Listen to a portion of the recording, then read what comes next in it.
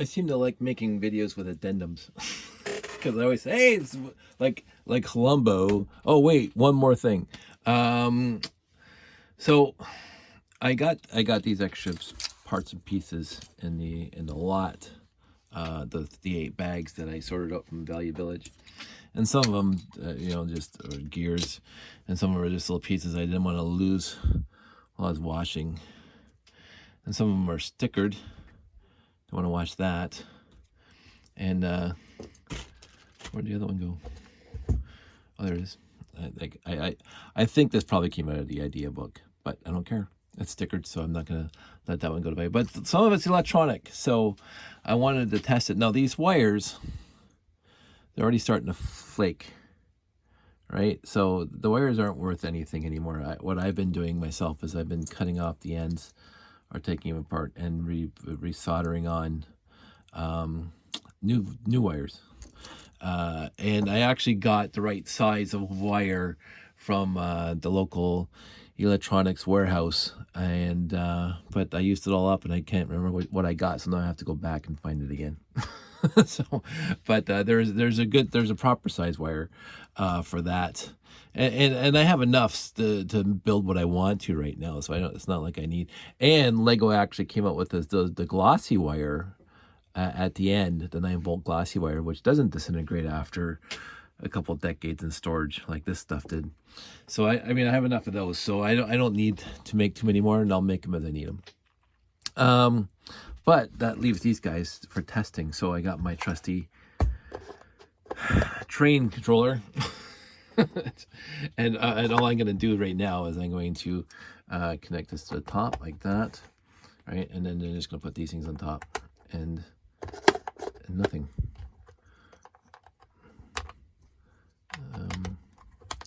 That doesn't make me happy. Put that there, and do this then. No, maybe this light's dead. I should have grabbed one of my lights to verify. That is not working at all. So that one's not working. That one's working. So this is a dead. Oh, no, it's on. Maybe just needed a couple, probably some flaky stuff inside there. So that's working. Can't complain about that.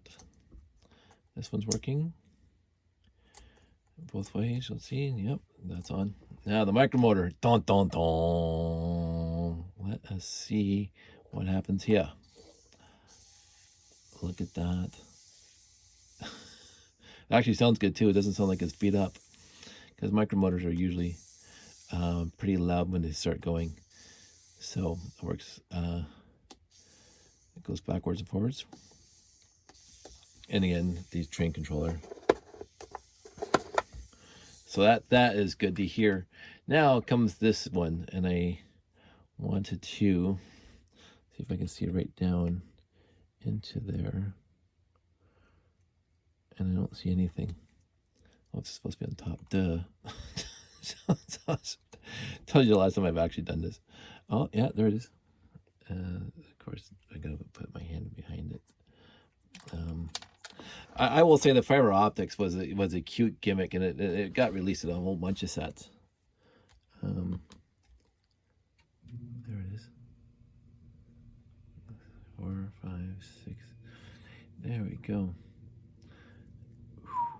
So I'm going to turn off a few lights here after. So I have my bag of clear pieces that I keep for the fiber optics and all the other things. The came with the did it come with Spybotics? I don't think it might have come with Spybotics, but it came with the did it come with the Scout even? I can't remember where they came in. Also they came in the I want to say the Exoforce, but this is the Exoforce. I think this was Exoforce. Can't remember now. Doesn't matter.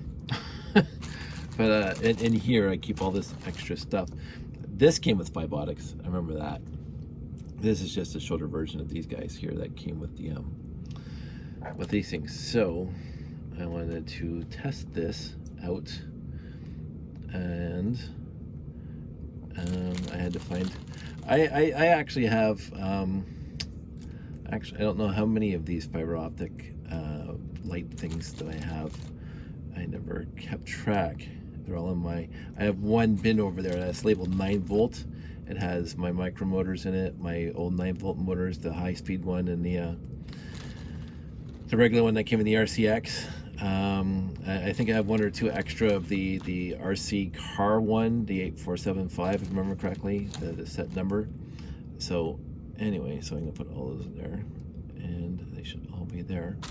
And I'm gonna turn off this light, and I'm just gonna spin this as soon as I find. It looks like the axle fell out.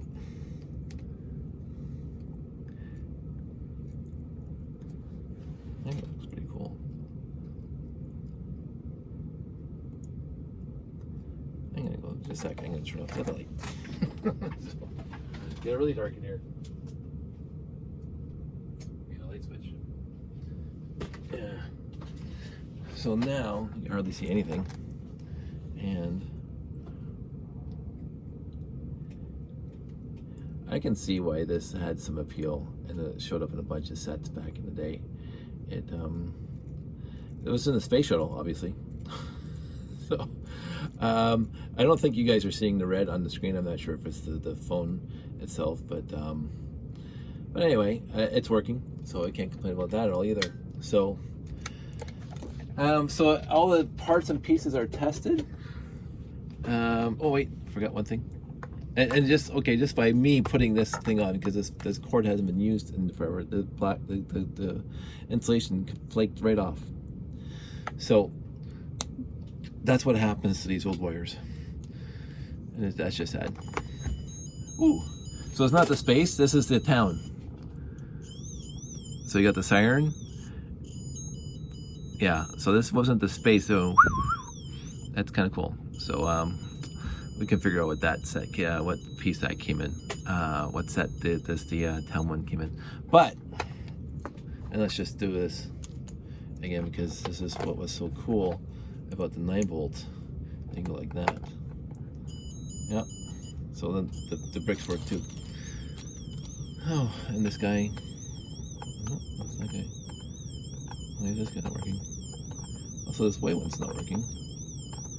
What's the black ones? Are they still working? There we go, that's working. That's working. So why is this white one not working? There we go. So no, they all work.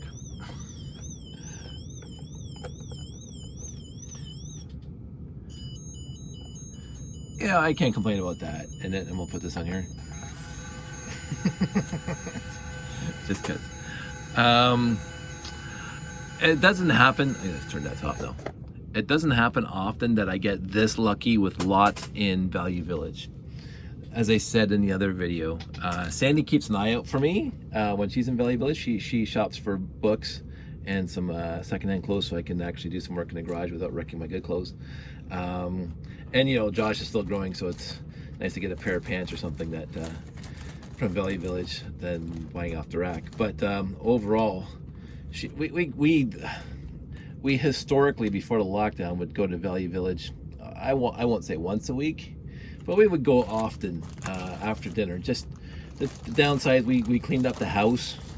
We clean up stuff in the house, and we take it to Value Village and get a discount card. You know, so that's one of the. Yes, they're a lot more expensive now than they used to be, and we can go into the politics of Value Village and whatever. And it's better to go to other thrift stores and stuff like that. Go to the Sally Ann, what my dad used to call the Salvation Army. But in the end, the Value Village is down the street. Like seriously, it's just down the street for us. There's one down the street. There's one in Burlington. There's actually two in Burlington, but there's one in Old Burlington proper, off of Harvester, and there's one up on Upper or Appleby and above the QEW.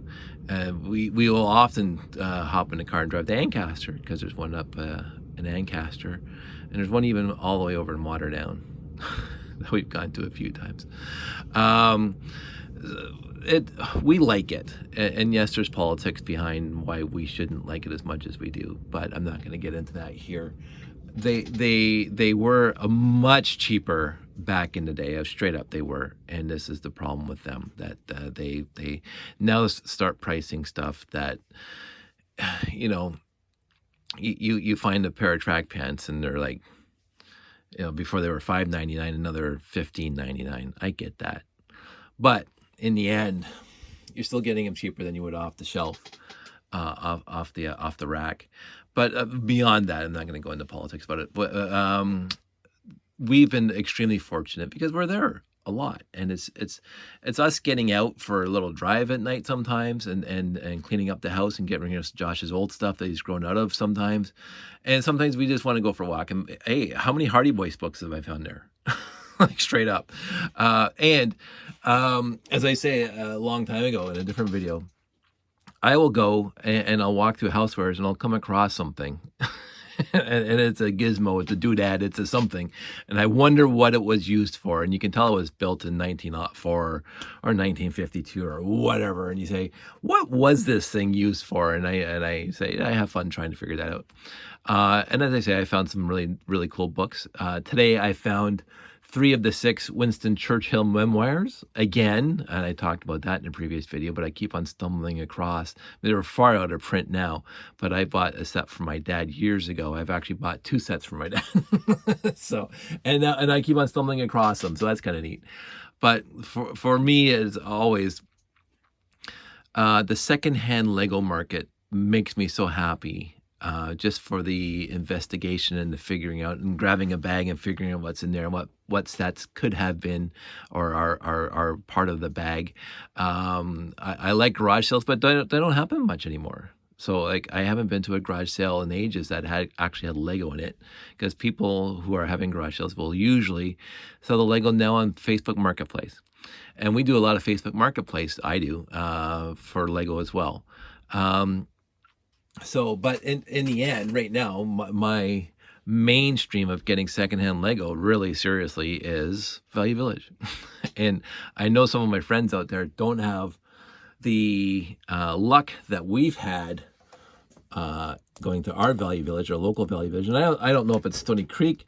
I don't know what the reasons are why we find lots of lots. I mean, straight up, we've gone to Value Village for a couple of weeks at a time and there'd be no Lego at all. Oh, well, buy a book, come home.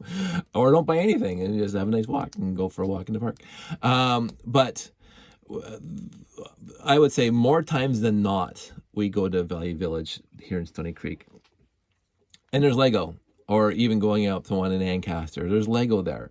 Now, the one in Ancaster doesn't have the big bags of Lego for $9.99. They have little tiny bags of Lego for $4.99, which is fine. I was up there, Sandy and I went up there a couple months back, and there was a couple Bionicles in there, a couple basic brick things in there. I didn't buy them because I don't need Bionicle or basic brick, so I didn't bother. But we go enough to make it worth our while to find some. And so I think part of it is you have to go there a lot in order to find the finds that we find. That's a lot of saying the word find in one sentence. So, but it's true. You go to Value Village a lot and you find what you're looking for. I've always said this, over the years that I've been going to Value Village, if I'm looking for something and I don't want to go to a store to buy it or go to Amazon and buy it offline, I will find whatever if stuff that you think might end up at Value Village at some point. We found board games. We wanted Monopoly. We wanted the Doctor Who Monopoly or the Clue game or whatever. We find it at Value Village. Like, it's not they're the first time we go, but it's there the 17th time we go, and we go there 17 times in a year. So we're gonna find it. If you have the patience, if you have the means, if you have one down the street, like if it was across town, definitely we would not go as much. Absolutely, we would not at all go as much as we do, because it's a block and a half from our house. So it's easy for us to get to. And we finish dinner and I do dishes and let's go. Sometimes we'll go for a walk around the block, but every once in a while we have a bag full of Josh's old clothes. Let's take it over to Valley Village. And then we go into Valley Village and we look around. And as I say, it's not an outing like, hey, this is a date. No, it's like, hey, we're here now. Let's have a quick look while we're here. And more often than not, we find stuff that we're interested in or stuff that's interesting. I haven't found a lot of Commodore 64 stuff there, which is odd, because I took all my Commodore 64 stuff there years ago when we were downsizing the house, all the stuff in the house. But electronics, oh, here's a story. So we had old VHS tapes of whatever, Josh, as a kid, or even my whatever weddings and stuff. Probably not Josh, but we want to watch a VHS. I don't have a VCR in the house anymore. I haven't had a VCR in decades. Right? But I'll go to Value Village, pick up a VCR for $3.99, bring it home, watch what we want to watch, and then take it back to Value Village so it's not sitting in the house. So I've done that more than once, where for a weekend or something, oh, we have this old video VHS of whatever movie or whatever. We don't have too many VHSs anymore. But, oh, I want to watch this. So we'll go to Value Village, grab a VCR, and bring it home. Now, I will be the first to say lately, there's not too many VCRs anymore at Value Village. Now they got DVD players. And I don't need DVD players because like all my computers have, well, not hardly any of them have, but I have USB DVDs. So I can just plug those in anything and just watch it. But if you're looking for something overall, and this is not a sales pitch for Value Village, and if you have your reasons why you don't want to go to Value Village, I absolutely support them. I've heard the stories. For me, they're fine.